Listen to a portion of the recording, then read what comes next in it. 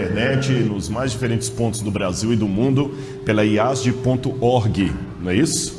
Eu acho que eu coloquei o microfone muito perto aqui, diminui, cadê o pessoal do som? Tá bom aqui? Deixa, mexe. Tá bom? Então tá certo. E é muito bom nós estarmos aqui. Existe um teórico americano chamado Albert Bandura. Eu não sei se ele é americano ou ele mora... a nacionalidade dele, ele foi professor em Stanford. E ele fala do conceito de modelagem baseado em Vygotsky.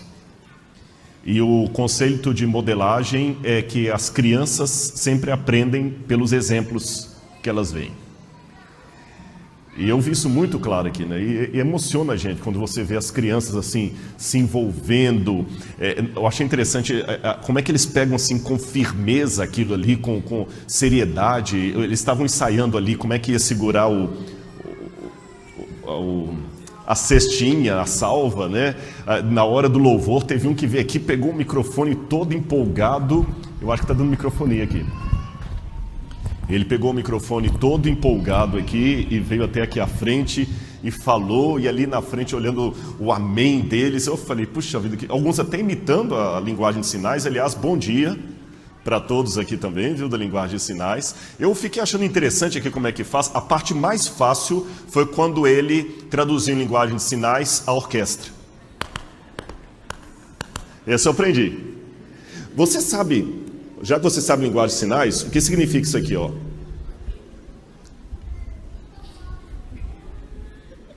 Tá vendo? Não sabe, ó. E tá no Rio Grande do Sul. Ah, tá certo. Mas eu falei em gauchês. Boca aberta? Não. Quem é gaúcho entende a piada. E como eu sou mineiro, não sou gaúcho, eu acho que em virtude disso eu recebi um pedido aqui. Eu sou mineiro. Pastor, se possível, fale rapidamente sobre o queijo.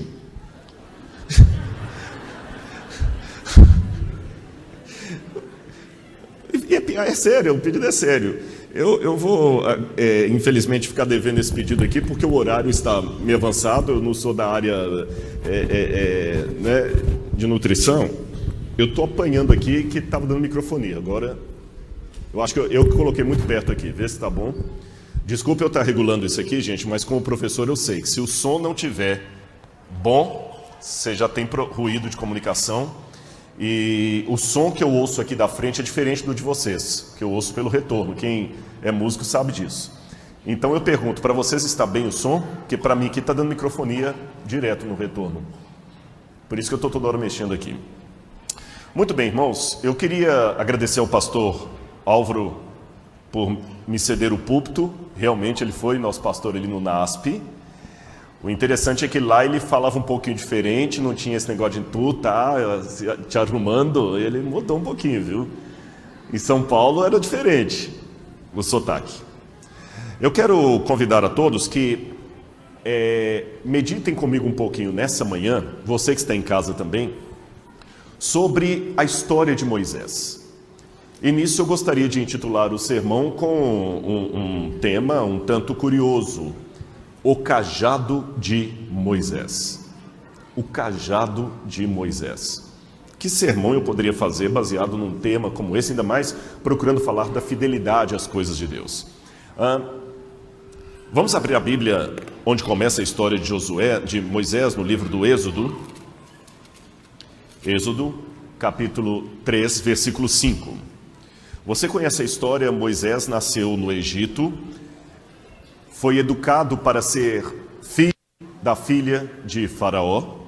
Ele foi preparado para ocupar o trono do Egito. Moisés estava sendo colocado para ser um dos homens mais poderosos da terra em seu tempo, algo semelhante ao presidente dos Estados Unidos da América. E Moisés, um dia, cometeu uma bobagem. Ele matou um egípcio na tentativa de salvar o povo hebreu. Fugiu porque assassinou o egípcio e foi parar em Midian. E ficou como pastor de ovelhas em Midian por aproximadamente 40 anos.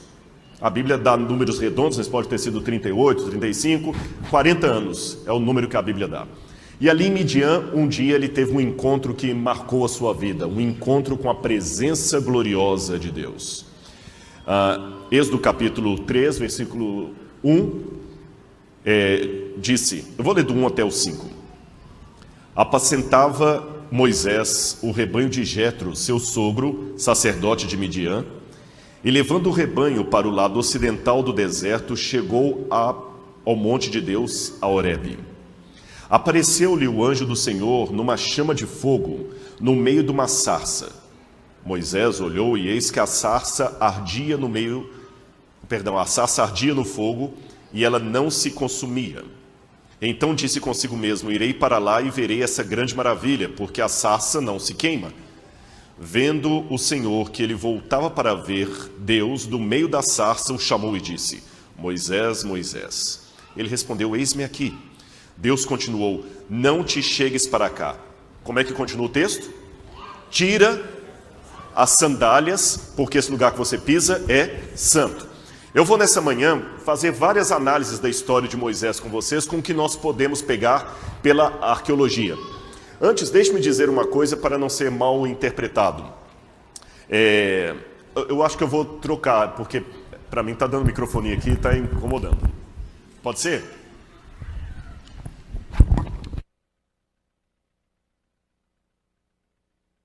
Alô? Pronto, esse aqui está melhor.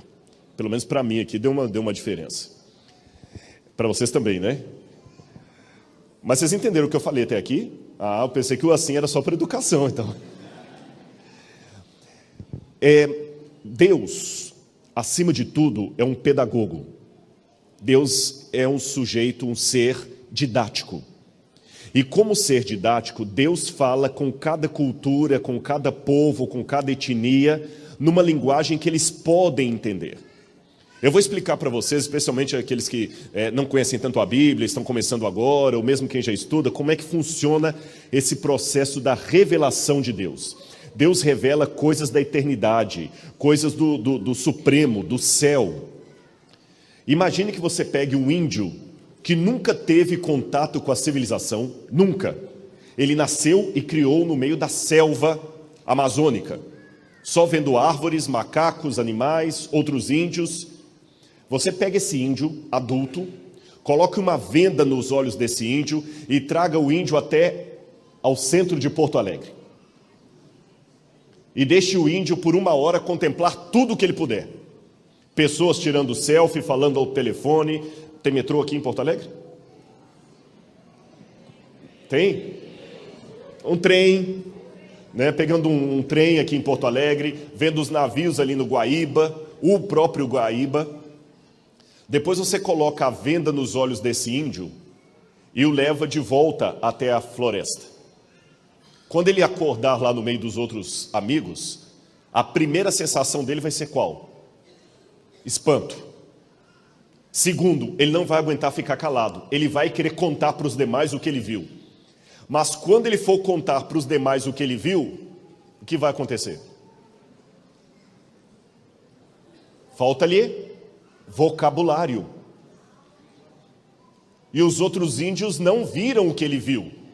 Ele vai tentar traduzir para eles numa linguagem acessível. Talvez, ao invés de falar de um helicóptero, ele vai lembrar de uma libélula. Ele vai falar que ele viu uma libélula grande no céu com pessoas na barriga dela.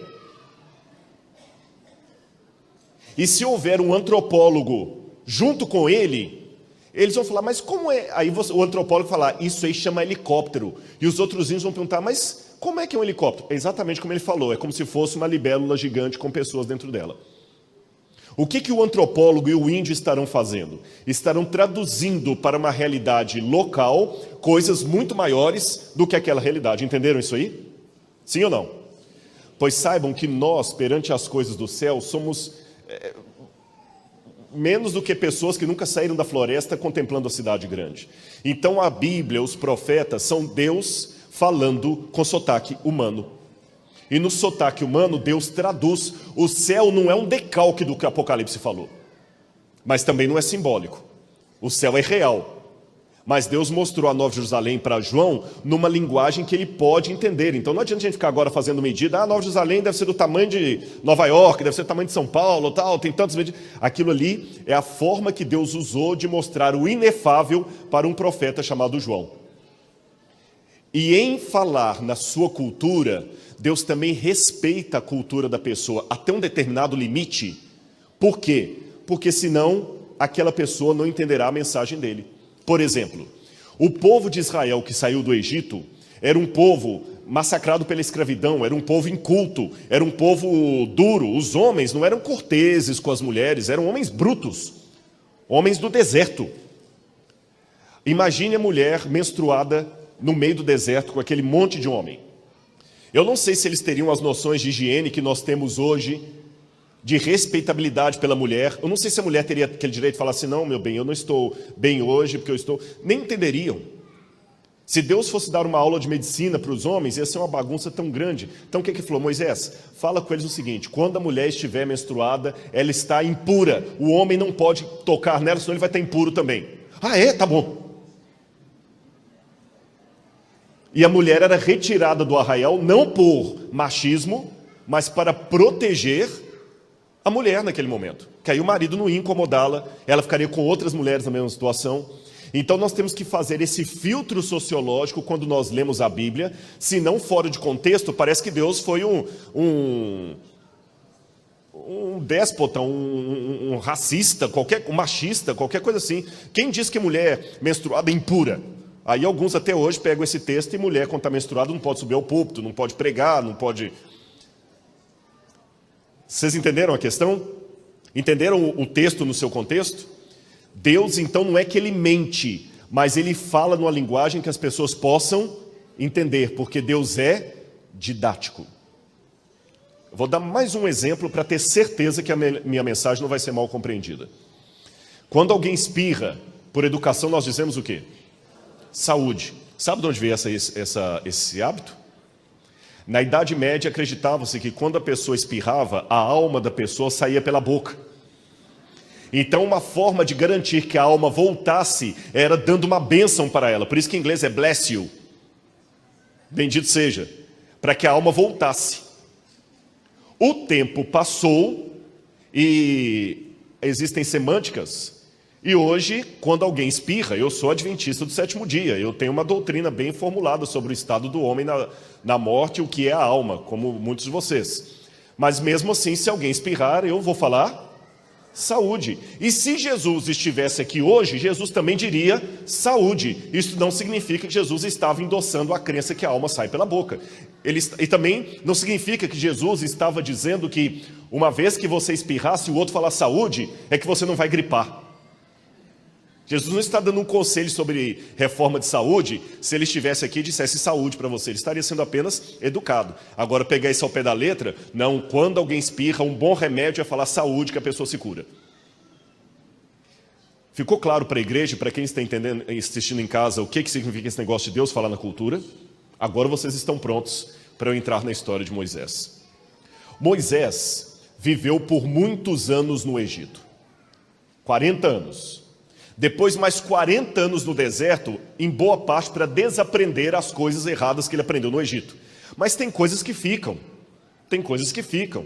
eu até brinquei aqui com o pastor Álvaro, questão de sotaque.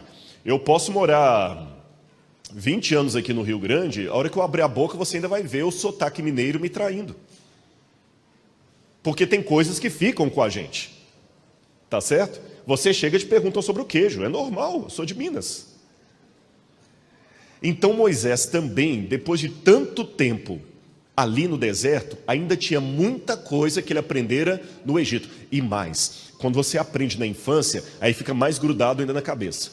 Muitos de vocês, eu tenho certeza que nunca foram à Alemanha, mas falam alemão porque aprenderam com os avós na infância. E pode passar um tempão sem falar alemão, a hora que alguém fala, volta. Se você aprende a língua depois de adulto, você perde a fluência. Então Moisés tinha aquela cultura pagã ainda aqui. Então Deus falou, olha, eu vou falar com ele dentro dessa cultura pagã, não porque eu estou endossando isso, mas para que ele possa entender. O fato de Moisés tirar a sandália porque estava diante de Deus não era uma doutrina. Se fosse assim, eu deveria estar descalço ao pregar aqui hoje. Eu sei que os muçulmanos tiram o sapato quando entram na mesquita e outros grupos orientais, mas aqui, isso tudo é posterior a Moisés. Eu fiquei me perguntando, por que Deus mandou Moisés tirar as sandálias? Porque Moisés aprendera que diante de uma divindade não se pode estar calçado.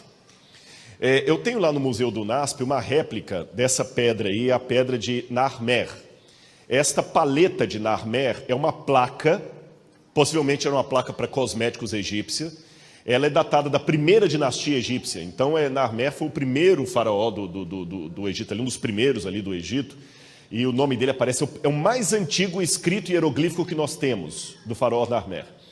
E eu nunca tinha parado para prestar atenção numa coisa. Eu tinha essa palestra, já dei aula sobre ela, até que um dia desses, examinando a cópia que nós temos lá no NASP, me chamou a atenção, eu marquei ali com setas, que o faraó Narmer, que está destruindo um homem, aqui a foto não está mostrando, mas abaixo do pé dele estão os mortos inimigos. Lembra também na Bíblia, fala assim, vocês pisarão os ímpios debaixo das plantas dos vossos pés. Deus usa a linguagem que eles possam entender. Mas o que me chamou a atenção é que o Narmer está descalço. Ele está descalço. E logo atrás dele ali tem um outro escravo segurando nas mãos as sandálias dele. Eu falei, será que não tem aqui uma pista por que Narmer, egípcio, Moisés, egípcio, por que Moisés tirou a sandália? Aquele pássaro que aparece à minha direita, à direita também de vocês, é o Horus, o deus falcão. O Horus é o que está dando para ele a vitória. Engraçado que ele tem a vitória também descalço com alguém segurando as sandálias dele. Aí eu encontrei uma tese doutoral de Amy Calvert. Ela fez uma tese em egiptologia exatamente sobre a arte no passado. E ela começou a olhar vários desenhos das paredes dos sarcófagos egípcios, do livro dos mortos, etc. E ela percebeu o seguinte, que sandálias normalmente não são usadas quando há uma descrição da presença divina, especialmente quando Deus é apresentado como dando algo ao rei. Agora, o interessante é que no mundo dos vivos, quando vai estar diante da divindade, o egípcio usava uma sandália assim, branca. Ele ficava descalço, ou quando Deus aparecia manifesto para ele assim, ao vivo e a cores, ou quando ele estava no mundo dos mortos. Então, das duas, uma. Moisés, no início, pensou, ou um Deus glorioso está aparecendo por mim, ou eu morri. Porque ele está mandando eu tirar o sapato. Entenderam então por que Deus manda tirar o sapato? Olha, quem está aparecendo para você aqui é o próprio Deus. A seguir, tem uma coisa que me chama a atenção. Quando Deus fala com Moisés e diz assim, você vai ao Egito, vai tirar o meu povo do Egito, Moisés faz uma pergunta para ele que está no verso 13. Disse Moisés a Deus, eis que, quando eu vier aos filhos de Israel e lhes disser, o Deus de vossos pais me enviou a vós outros, eles me perguntarem, qual é o seu nome? Que lhes direi? A pergunta faz sentido, faz ou não faz? Olha, o povo ficou 200 e tantos anos no Egito, uma boa parte disso aí como escravo. Eles já esqueceram do Senhor. Qual é o teu nome? É uma pergunta legítima, mas Deus se recusa a dar o nome dele. Deus se recusa. Ele fala, olha, diga que o eu sou o que sou, te enviou. Quando também Jacó luta com o anjo também, que ele pergunta qual é o teu nome, o anjo, por que você me perguntas a respeito do meu nome que é maravilhoso? E eu também fiquei me perguntando, irmãos, por que Deus não revelou o nome dele? Qual o problema? Qual o problema de Deus falar assim, não, tá bom, meu nome é Yahweh, ou Hashem, para não pronunciar o nome de Deus de maneira, né? Meu nome é Hashem, ou Adonai. Não quis dizer o nome. Por que Deus reluta em dizer o seu nome? De novo, eu fui à história egípcia para tentar encontrar o pano de fundo disso. E o que eu descobri foi interessante. Os egípcios tinham o nome como sendo parte da pessoa. O nome fazia parte da pessoa. Tanto é que quando você queria matar uma pessoa, você riscava o nome dela. E Moisés, quando pede a Deus para perdoar o povo, o que ele fala? Perdoa esse povo ou risca o meu nome, quer dizer, mate-me. Acabe com a minha existência. E na cultura egípcia, que ainda estava presa no subconsciente de Moisés, conhecer o nome real de uma divindade e pronunciá-lo é ter o controle sobre essa divindade. Entende? Então, tanto é que daqui a pouquinho eu vou falar com vocês da luta no mundo dos mortos, na luta de Sete contra a serpente, a Pepe. E Sete consegue destruir a serpente porque ele conhece o verdadeiro nome dela. Os sábios egípcios, os magos do Egito, eles sabiam o nome verdadeiro da divindade. E na cultura deles, quando eles estavam fazendo lá os rituais, eles pronunciavam o nome verdadeiro da divindade e a divindade então era obrigada a obedecer. Por isso que uma oração feita por um sacerdote egípcio era maior do que a oração feita por alguém que não fosse religioso. Porque alguém não religioso falaria assim, ó grande Horus, ajude-me. Mas o sacerdote ia falar assim, ó grande, ia citar o nome verdadeiro de Horus, não tinha como Horus não atender. Saber o nome verdadeiro de uma pessoa era ter o poder sobre ela. Em alguns casos, até poder matá-la. Tanto é que os egípcios, eles tinham 2 nomes. Sabiam disso? Quando a pessoa nascia, ele tinha um nome público e tinha um nome secreto, que é essa serpente que aparece aqui no lado, a Renenutet, essa serpente, essa cobra, era uma divindade que protegia o nome da pessoa. E o egípcio, ele guardava o nome real dele. Então, se eu fosse um egípcio na época de Moisés, vocês me conheceriam como Rodrigo, mas eu teria um nome secreto, que era o meu nome verdadeiro, que ninguém sabia. Por quê? Na cabeça deles, se o meu nome secreto fosse José, e alguém soubesse o meu nome secreto, e escrevesse o meu nome num bonequinho de argila, quebrasse esse boneco, queimasse ou enterrasse, eu teria morte eterna. Vamos pegar a cultura. Saber o nome de uma divindade é ter o controle sobre ela. Se Deus falasse com Moisés, meu nome é Yahweh ou Hashem, Moisés poderia supor que ele teria um controle sobre aquela divindade. E Moisés tinha o mau hábito de querer fazer as coisas por conta própria. Lembra que ele matou o egípcio para resolver por conta própria? Então Deus falou assim, eu não vou te falar o meu nome para que você não pense que você pode ter o controle sobre mim.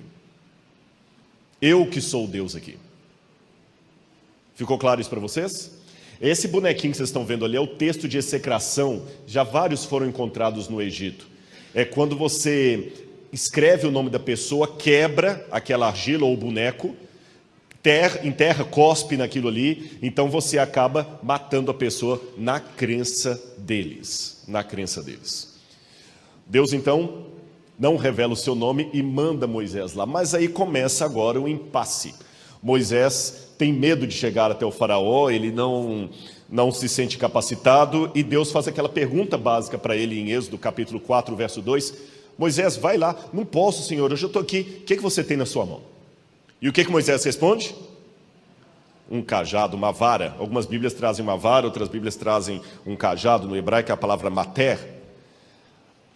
O que era o cajado? Antes de eu continuar, deixe-me abrir um parênteses aqui, que é uma pergunta que muita gente faz.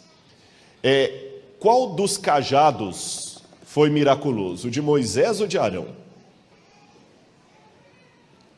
Quer ver? Abra a Bíblia comigo em Êxodo capítulo 7, versículo 9 e 10. Êxodo capítulo 7, versículo 9 e 10. Quando Faraó vos disser, fazei milagres que vos acreditem, dirás a Arão, toma o teu bordão e lança-o diante de Faraó, e o bordão se tornará em serpente. Então Moisés e Arão se chegaram a Faraó e fizeram como o Senhor lhes ordenara. Lançou Arão o seu bordão e ele se tornou em serpente. Muita gente pensa que foi Moisés que jogou, foi o de Arão. Quando você vai no verso 20 também, a praga também, a primeira praga, foi o cajado de Arão. Olha o que diz aqui. Fizeram Moisés e Arão como o Senhor lhes havia ordenado. Arão, levantando o cajado, ou o bordão, feriu as águas que estavam no rio. Eu, particularmente, vou dar para vocês a minha interpretação. Não sei se eu estou certo, é a hipótese que eu trabalho. Na minha interpretação, era o mesmo cajado. Tá bom? Era o mesmo cajado. Por que eu cheguei a essa conclusão? Em primeiro lugar, eu tenho os versículos ali. Quem quiser cópia desse PowerPoint depois, eu deixo lá no computador da igreja. Só você trazer um pendrive. O pessoal pode passar os slides, pastor, sem problema nenhum. Eu acho que é importante. Tem gente que fala assim, mas você não se importa de pegar o sermão e copiar? Eu falei, o sermão não é meu, é de Deus. E quanto mais falar, o que foi que você pediu à igreja aqui? Não é para se reunir para pregar o evangelho? Se eu ficar com ciúme do sermão que eu prego, que ninguém pode... O que eu não posso fazer é que muita gente fala assim, até ontem eu falei, né? Me passa por e-mail. Eu não tenho condição, irmãos. Imagina se eu soltar o meu e-mail, é uma média de 30 por dia. Eu não consigo responder nenhum nem dois, e a gente tem outras coisas para fazer, além de responder e-mail. Por isso que eu não posso prometer dar o meu e-mail para eu te passar mensagem, material. Infelizmente, é desumano eu tentar fazer isso. É impossível. É impossível.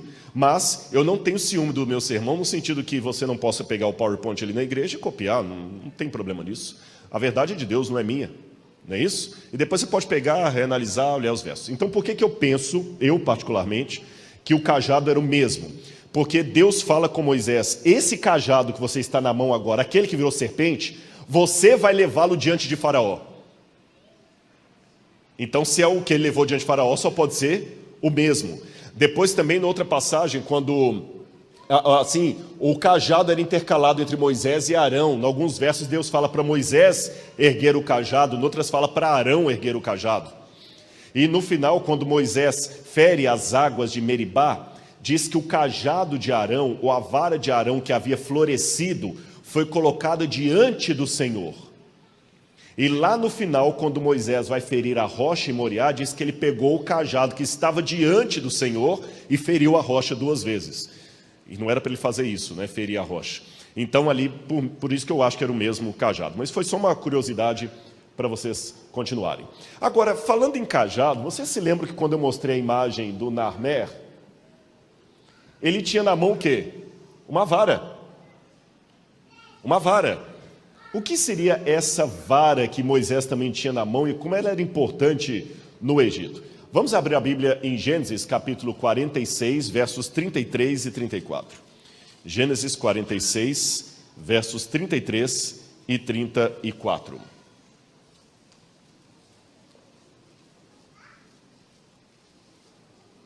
Aqui é a história de José do Egito.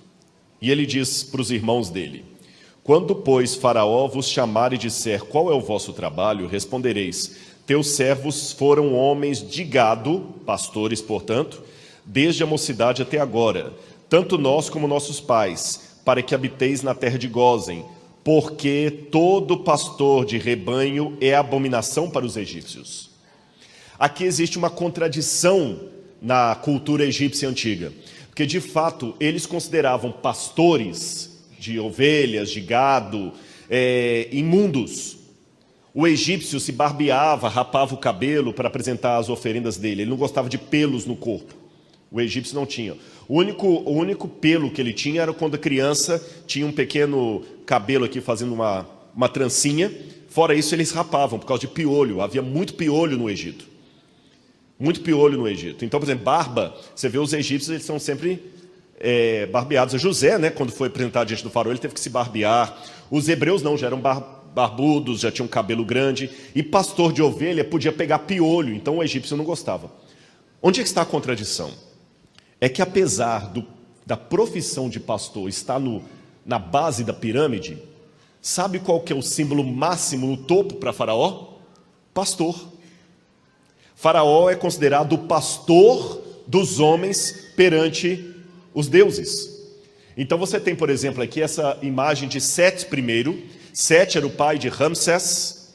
O Sete é o maior, é o pai. O Ramsés, famoso Ramsés II, é o que está atrás dele. O que vocês estão olhando nas duas mãos de Sete? Sete I. O que ele tem? Um cajado e uma vara. Lembra que no Salmo 23 fala: a tua vara e o teu cajado me consolam. Em virtude do tempo, eu não vou ler as outras passagens, mas elas falam de 2 instrumentos, da vara e do cajado.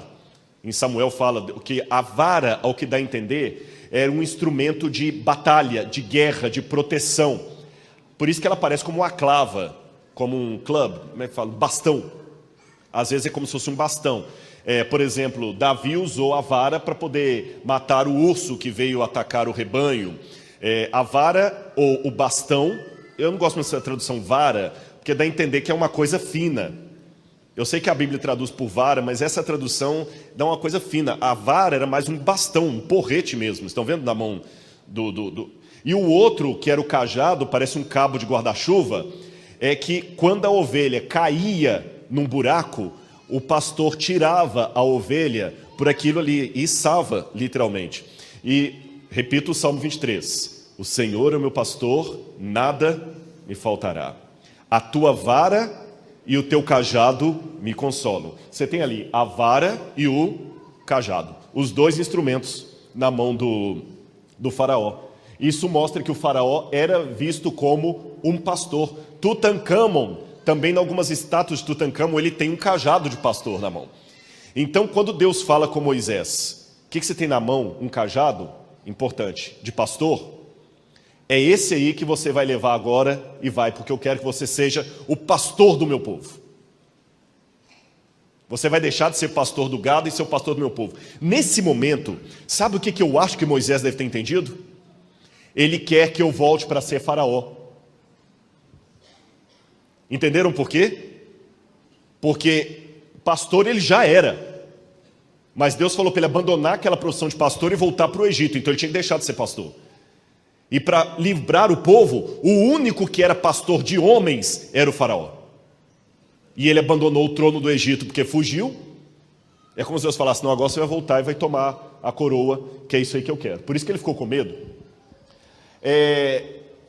Esse aqui é um outro painel de Shempe-Vepet, primeira, que era a filha adotiva de uma sacerdotisa do templo de Amon. E ali, isso aqui é depois do tempo de Moisés, isso é 700 anos antes de Cristo, mas mostra um cerimonial onde a sacerdotisa faz o papel de pastora ali com gado, ali seria o gado de corte, né?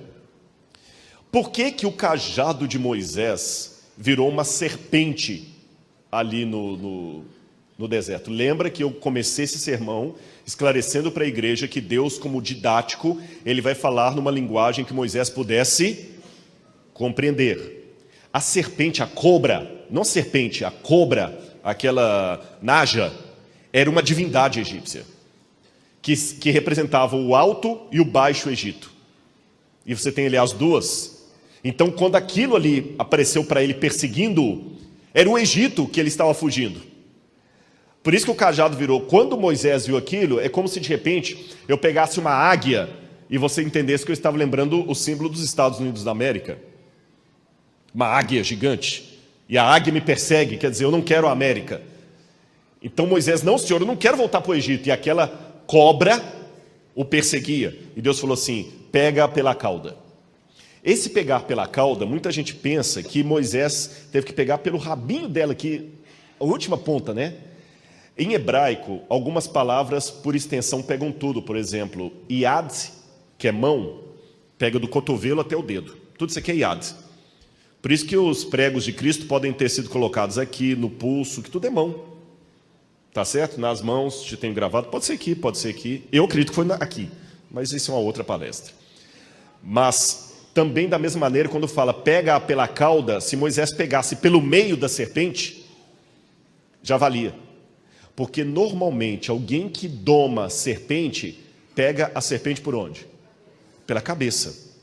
E na cultura egípcia, se era uma serpente divina, somente pegando-a pelo corpo, ou pela cauda, você poderia ter domínio sobre ela. Olha esse quadro aqui, por exemplo, que me chamou a atenção, do deus Thoth, com 2 cetros, ou 2 cajados, e eles representando o alto e o baixo Egito. E eles têm o formato de quê? De quê? Cobra. São 2 cobras. Vocês estão vendo como é que quando a gente estuda a história bíblica, tendo como pano de fundo a história secular, muita coisa cultural começa a fazer sentido? Agora Deus vira... e tem mais uma coisa, aquele painel completo que mostra o Thoth de um lado, do outro lado você tem o faraó Ramsés. E me chama a atenção que Thoth pega uma chave da vida eterna, a Ankh, e ele leva até qual parte do corpo do faraó? Pois é, mas que parte da cabeça? Na cabeça, mas qual parte? Olho, nariz, na boca. Aquele painel significa, não tenha medo do que você vai dizer, porque eu colocaria as minhas palavras na tua boca. Deus usa o mesmo jogo de palavras com Moisés, Êxodo capítulo 4, verso 12. Êxodo capítulo 4, verso 12. Vai, pois agora eu serei com a tua boca e te ensinarei o que hás de falar. Como Deus é maravilhoso. Ele vai falando com a pessoa dentro de um jeito que ela possa entender. Ele fala com uma criança de 5 anos de um modo como uma criança de 5 anos entende. Ele fala com uma pessoa de 80 daquele modo. Aqui é um outro exemplo também do deus Neri, que é um dos deuses primordiais do Egito, junto com Get, com Nut, também segurando 2 cajados lá em forma de serpente. Nota que ele segura pelo corpo ali, literalmente pela cauda, que eu já falei que não é qualquer parte da extensão do corpo da serpente, é pegar pela cauda. Agora, Êxodo 7, verso 1, tem uma passagem estranha. Deus fala com Moisés assim: tu serás Deus para Faraó. Eis que te constituí. Aqui o tradutor deu uma amenizada. Como Deus? No hebraico não tem essa expressão como. No hebraico diz, eu te constituirei Deus para Faraó. Mas por que Deus foi tão enfático? É o seguinte, Faraó achava que ele era Deus em forma humana, o filho de Ra, o representante de Ra na terra, ele era Deus. Então Deus fala com Moisés assim, Faraó pensa que ele é Deus?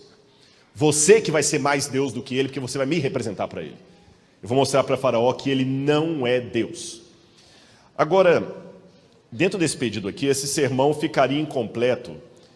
Eu não estava querendo falar desse assunto, mas eu achei que se eu não mencionasse, o sermão ia ficar incompleto. É porque nesse pedido, Deus fala, você vai para lá, Moisés, mas eu endurecerei o coração de Faraó.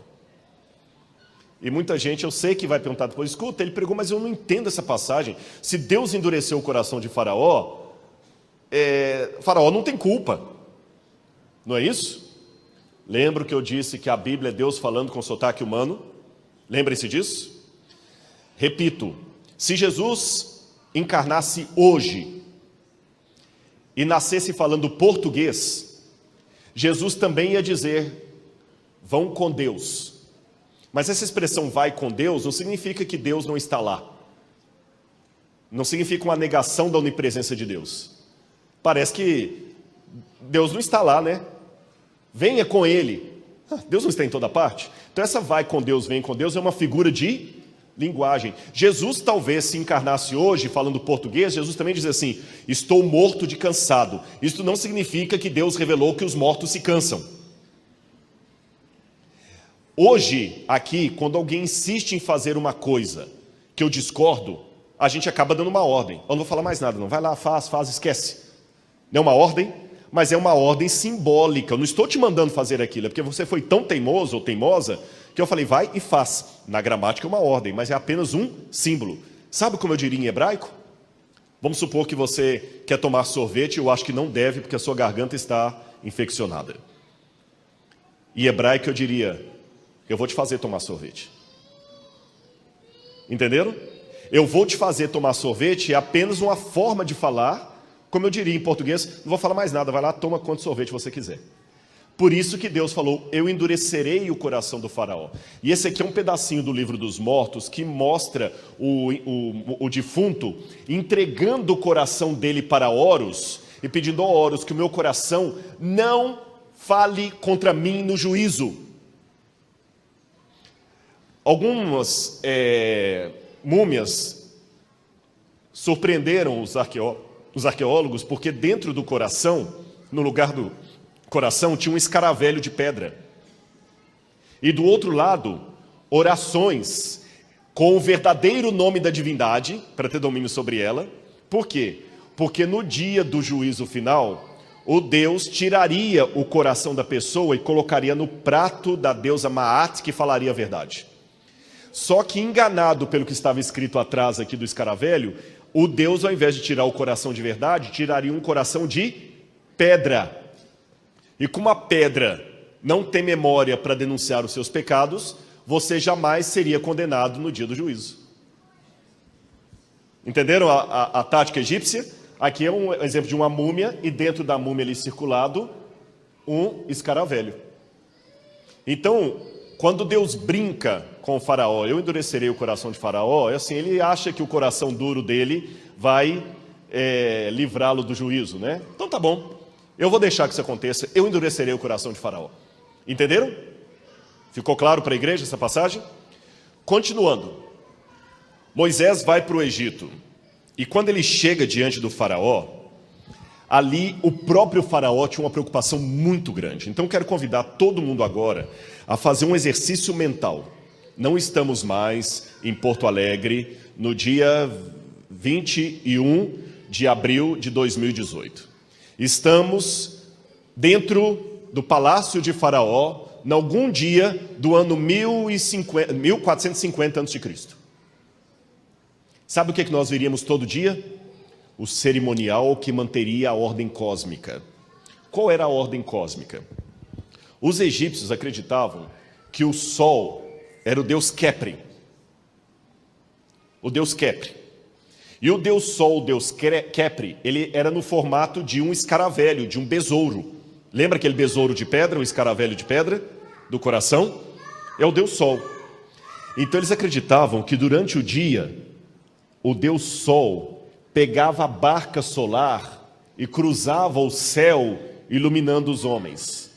À noite, o deus sol, o deus Khepri, ele entrava para o submundo dos mortos, por isso que ficava escuro, que ele estava no mundo dos mortos, morto, mas ele ressuscitava na manhã seguinte e andava com a barca solar. Entenderam? De onde que eles tiraram essa ideia que o sol vai numa barca no céu e entra para o mundo dos mortos debaixo da terra e volta? De onde tiraram isso? Vocês vão rir um pouco agora, mas antes de rir, deixa eu falar uma coisa. Eu estou com um pequeno problema, porque eu sei, o pastor já me adiantou e não é culpa dele, que meio-dia eu tenho que parar porque tem um problema do estacionamento. Eu vou ver como é que eu faço aqui, porque eu preciso pelo menos uns 15, 20 minutos e faltam 5 para meio-dia. Eu vou tentar aqui, tá bom? Então, quem tiver problema de carro preso, tenha paciência só de uns 10 minutos com o pregador, tá bom? Não posso fazer isso. Vai que o carro de alguém que está precisando... Tem visitas aqui, não tem? Quantos são visitantes? Que não, vem, pode levantar a mão, não vou pedir nada, não. Isso. Imagina, você está... Tem até medo da igreja hoje, vai pedir dinheiro, né? Não. Imagina se agora eu levo o sermão até 2 horas da tarde. Você não volta nunca mais aqui, o cara não para de falar. Vamos ver então, exercício de professor. Qual é o nome do Deus Sol mesmo para eles? Khepri, parabéns, gostei. É ele que é o irmão do Tiago? O pai dele falou assim, olha, quando você teve aqui uns 10 anos atrás, o meu menino Tiago foi apresentado ali na igreja e ele falou que queria ser arqueólogo. Eu falei, que legal, ele virou? Não, ele está fazendo curso de odontologia. Eu falei, mas dependendo do tratamento, ele vai continuar fazendo buraco em alguém. Então, quer dizer, dá na mesma, viu? E está na família aí. Como é que é o seu nome? Diego. Vamos ver se o Diego salva a minha pátria, viu, Diego? Virando um arqueólogo no futuro. O deus Khepri, qual que era o inseto que representa o deus Khepri? Escaravelho ou besouro. Por que eles tinham essa ideia? Agora vocês vão rir um pouquinho. Esse besouro tem no Brasil. E ele tem um costume curioso. Ele pega as próprias fezes e faz uma bola com essas fezes. E ele tira aquela bola de fezes do buraco e sai rolando. Não é isso? Ele sai rolando aquela bola de fezes e joga num outro buraco. Isso é um mecanismo da natureza muito interessante, porque naquela bola de fezes existem sementes que acabam plantando, ele acaba plantando e cultivando a terra. Então os egípcios viam esse besouro rolando aquela bola de fezes de um buraco para o outro e imaginavam que o sol também é como se fosse o grande besouro, Khepri, rolando o sol até entrar de novo debaixo da terra. Aqui, ó, por isso que nos papiros você vê desenhado o besouro com a bola do sol em cima.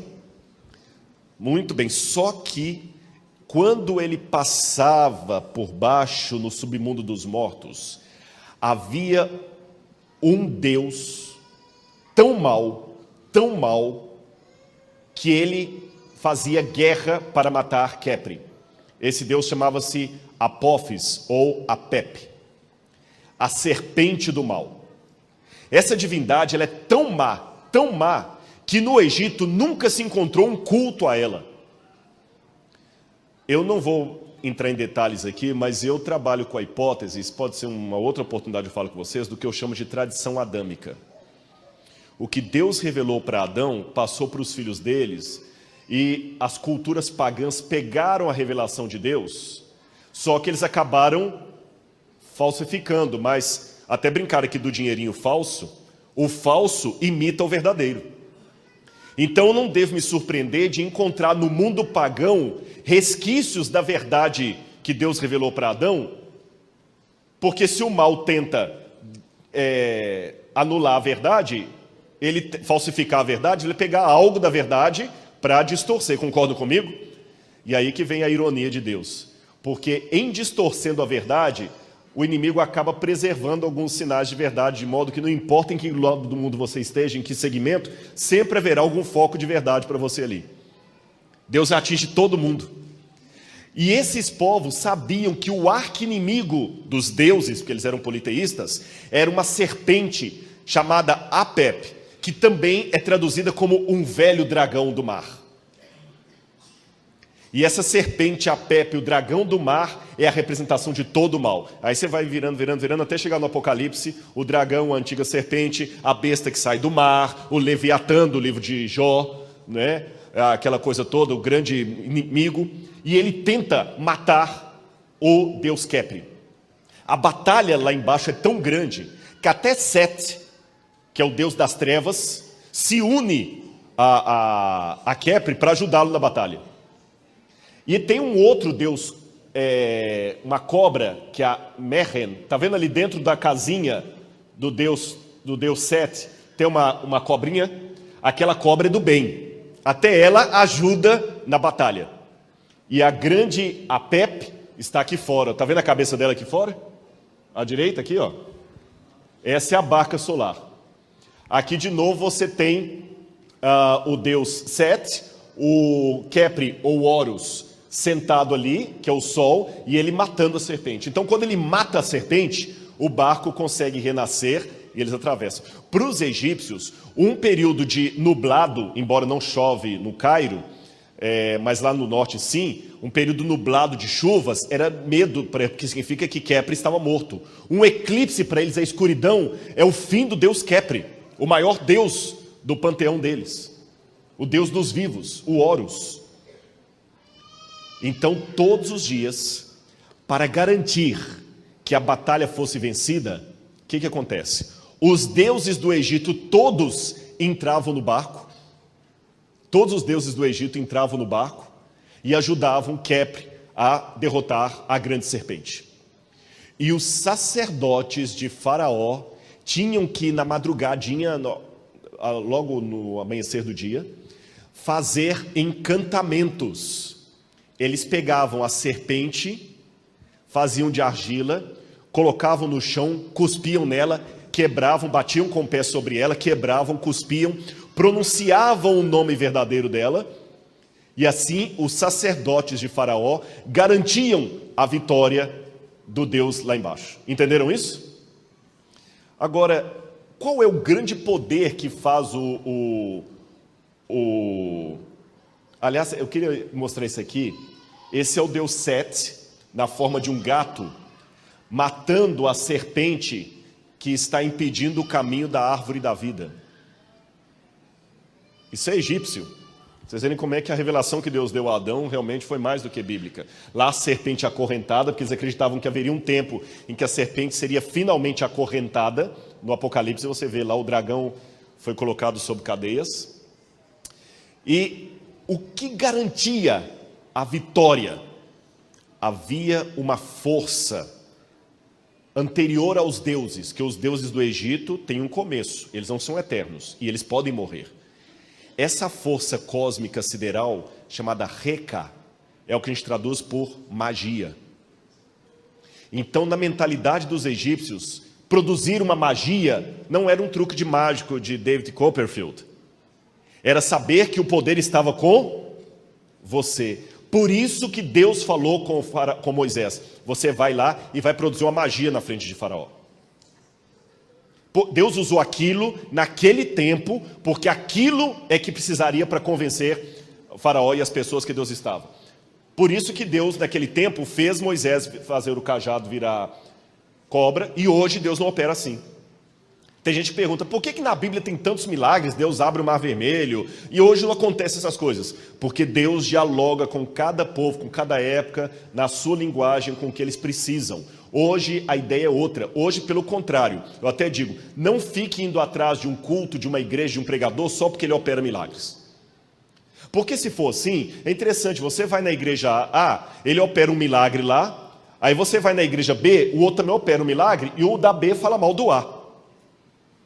Um recebe uma facada lá e mostra a camisa ensanguentada, que as pessoas agora são curadas porque tocaram na camisa dele.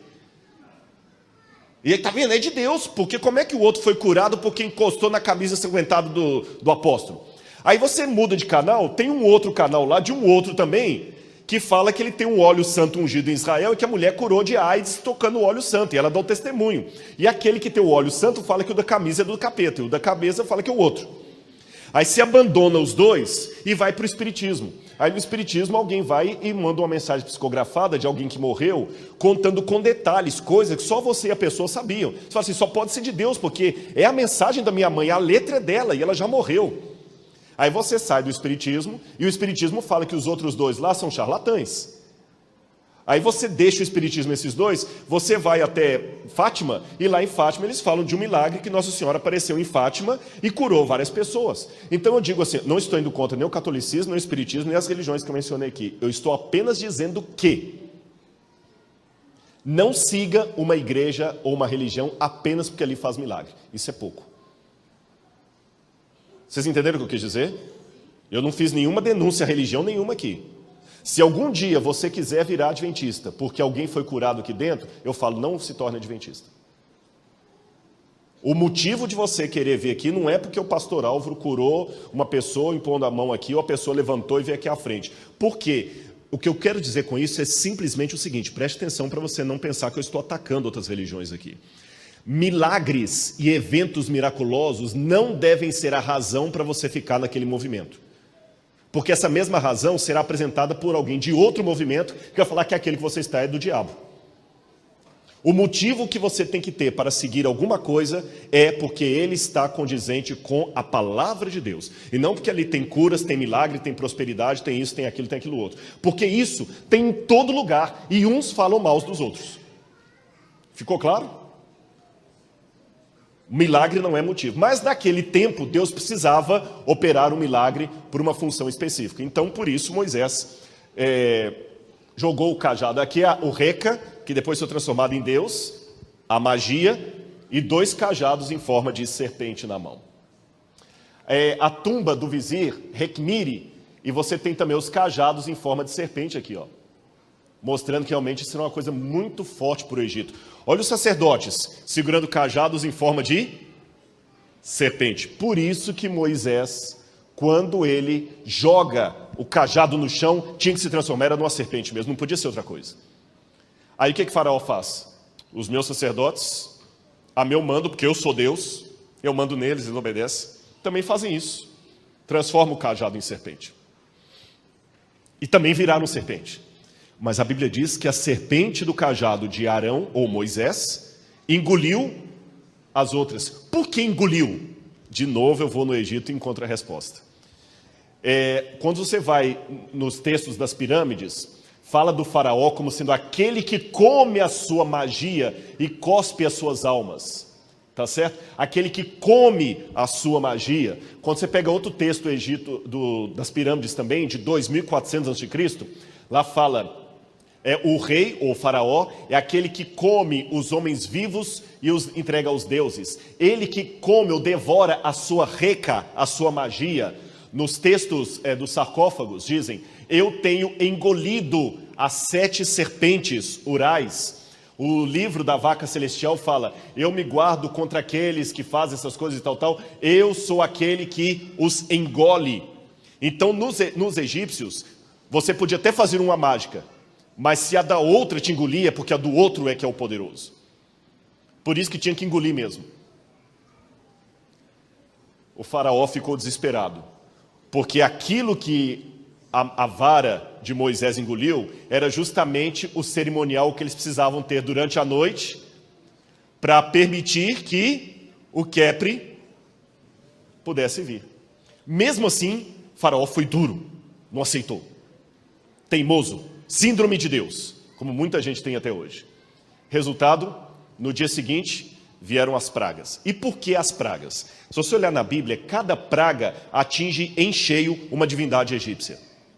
Lembra que eu falei que no barco solar todos os deuses entravam para ajudar Khepri a batalhar contra a serpente? O que estava acontecendo no Egito nos dias seguintes mostrava que a batalha dos deuses egípcios estava sendo perdida. Era o Deus de Israel que poderia salvá-los. E qual foi a 9ª praga? Vocês se lembram? Pode olhar na Bíblia, pode colar. A 9ª praga. A 9ª praga do Egito. Trevas.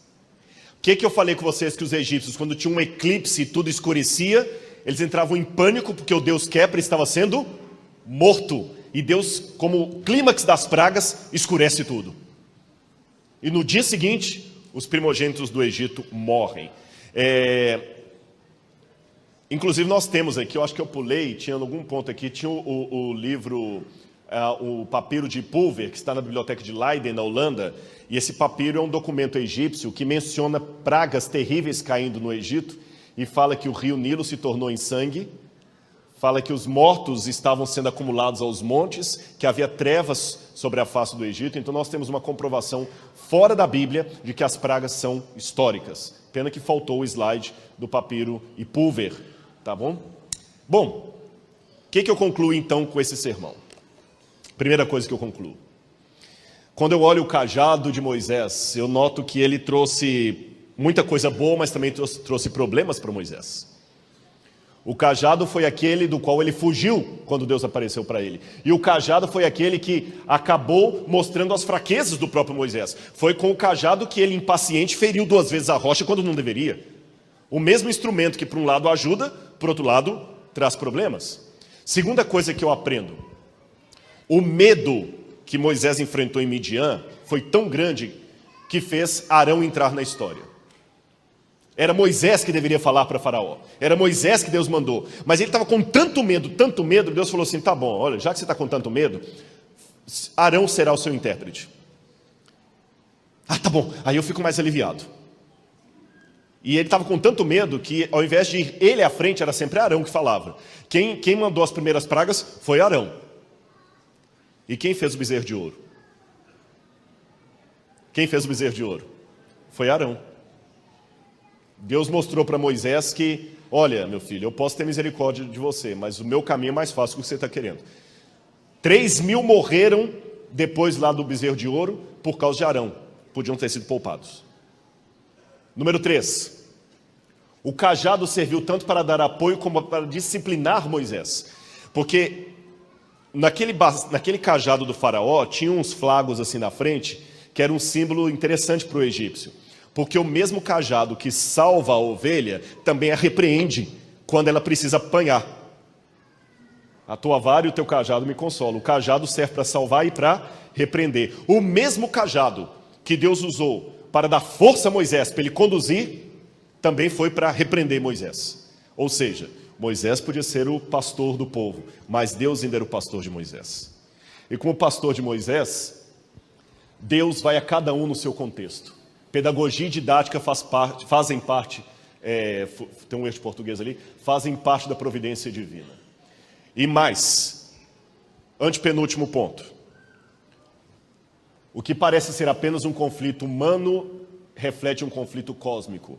Porque me chama a atenção que uma das palavras mais comuns em hebraico para serpente, para cobra, é naash. Mas tem uma palavra em hebraico, tanim, que está ali no quadro, que tanim é a serpente do mar, é o dragão, é aquela serpente Apep. E quando fala que Moisés transformou o cajado dele em serpente, não fala que transformou em naash.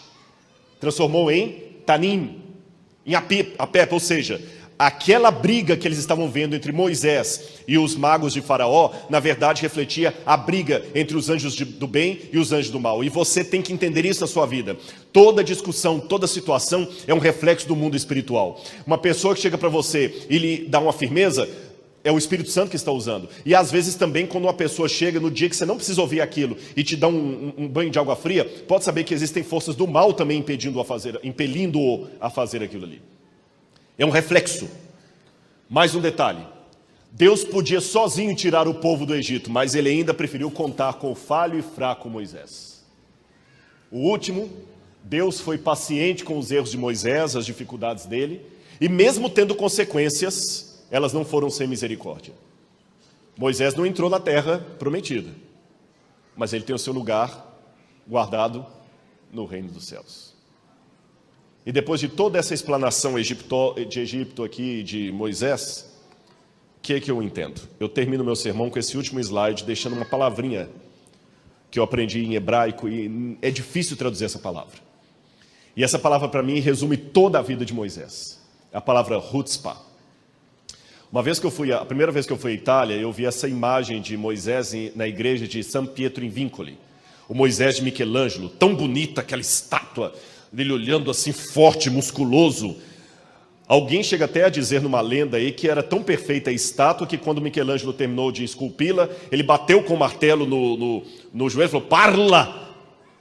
Isso é uma lenda, mas realmente parece que vai falar as veias, as artérias. Um médico veria ali uma precisão, sabe? Mas o Moisés que eu encontro na Bíblia não é aquele Moisés forte do Michelangelo. É um Moisés vacilão, fraco, pesado de línguas, que cometia erro, que perdia a paciência, mesmo sendo o homem mais manso da terra, que cometeu suas bobagens, até matou um homem. Mas ele tinha essa palavra hebraica, chutzpah. O que é chutzpah? Chutzpah é uma palavra hebraica que significa quando você tem audácia, arrogância, mas não no sentido negativo da palavra. Quando você é teimoso, quando você quer uma coisa de tal maneira que você fala, eu quero, eu vou morrer querendo isso, mas eu vou até conseguir. Lembra a viúva do juiz Iníquo? Que ela ficava todo dia batendo a porta dele? Defende a minha causa! E Jesus usa como uma coisa positiva, aqui em hebraico é chutzpah. Você lembra quando Jacó falou, eu não te deixarei enquanto o Senhor não me abençoar? Aquilo é chutzpah. Lembra quando Paulo fala, entrando com intrepidez no santo dos santos? Embora Paulo tenha escrito em grego, com certeza ele estava traduzindo a palavra chutzpah. E quando Deus viu Moisés matando o egípcio, Deus falou assim, esse camarada é atrapalhado. Ele mete as mãos pelos pés. Ele feriu o egípcio. Mas por quê? Porque ele viu batendo no seu irmão. Vem cá. Ele é meio sanguíneo, ele é meio colérico, mas eu posso usar esse moço. Ele é pesado de línguas, mas eu posso usá-lo porque ele tem chutzpah. Ele tem audácia, ele tem energia. E é isso que eu desejo para a minha vida e para a sua nessa manhã. Que você tenha chutzpah, a mesma que teve Moisés. Por isso que ele pôde chegar perante Deus e falar assim, Senhor, perdoa esse povo, ou risca o meu nome, e Deus não entendeu como uma blasfêmia. Por isso que ele chegou audaciosamente e falou, Senhor, mostra-me o teu rosto. E Deus falou, tá bom Moisés, eu vou te mostrar a minha bondade. Tenha essa audácia, porque aí você vai entender que o mesmo Deus que conduziu Moisés vai conduzir a sua vida. E quem quer, dá um jeito. Quem não quer, dá uma desculpa. Que Deus abençoe a sua vida. Amém? Vamos ficar em pé e fazer a oração final? 15 minutos, como eu falei. Fui pontual até no atraso.